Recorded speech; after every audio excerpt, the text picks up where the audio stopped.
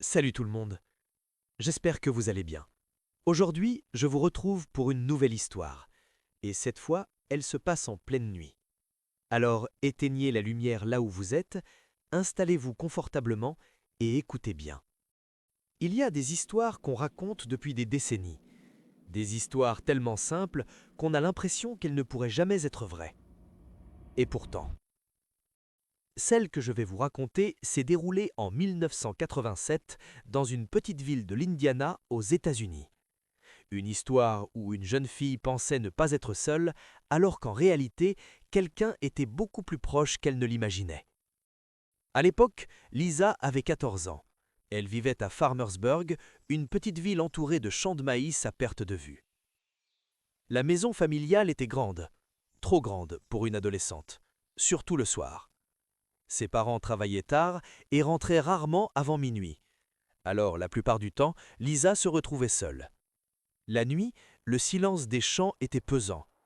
Pas de voisins proches, pas de lampadaires, juste le vent, et parfois des bruits qu'elle préférait ignorer. Pour la rassurer, ses parents avaient pris une décision. Ils lui avaient offert un chien.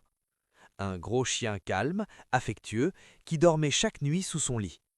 Avec lui, Lisa se sentait enfin en sécurité, elle savait que tant qu'il était là, rien ne pouvait lui arriver. Chaque soir, avant de s'endormir, elle laissait pendre sa main sous le lit, et le chien la léchait doucement. C'était leur petit rituel. Cette nuit-là, pourtant, quelque chose la réveilla. Un bruit discret, régulier. Un ploc, comme de l'eau qui goutte. Lisa ouvrit les yeux. La maison était plongée dans le noir complet. Elle resta immobile quelques secondes à écouter. Ploc, ploc, ploc. Elle se leva et alla jusqu'à la salle de bain. Le robinet du lavabo était mal fermé. Elle le serra, soulagée. Rien de grave. De retour dans sa chambre, elle se recoucha. Par réflexe, elle glissa sa main sous le lit. Une langue chaude la lécha doucement. Lisa sourit, tout allait bien. Mais quelques minutes plus tard, le bruit recommença. Ploc. Puis encore. Ploc. Lisa fronça les sourcils, elle avait pourtant bien fermé le robinet. Elle se leva une deuxième fois, vérifia la salle de bain, tout était sec. De retour dans son lit, son cœur battait un peu plus vite. Elle passa de nouveau sa main sous le lit, la langue la lécha encore. Mais cette fois, le bruit continuait. Ploc, ploc. Lisa n'arrivait plus à dormir, elle décida de faire le tour de la maison. Elle vérifia la cuisine, le salon, la porte d'entrée, bien verrouillée, rien d'anormal. Et pourtant, le bruit persistait, plus étouffé, comme s'il venait de sa chambre.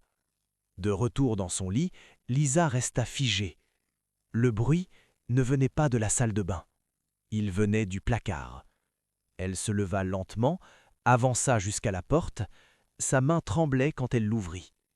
À l'intérieur, son chien, suspendu, égorgé. Son sang gouttait lentement sur le sol. Ploc. Lisa hurla.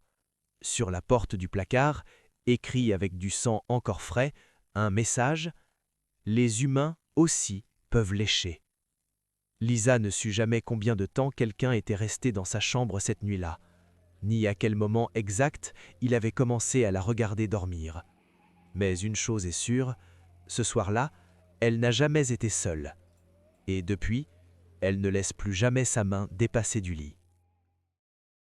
La prochaine histoire ne vous laissera pas dormir tranquille.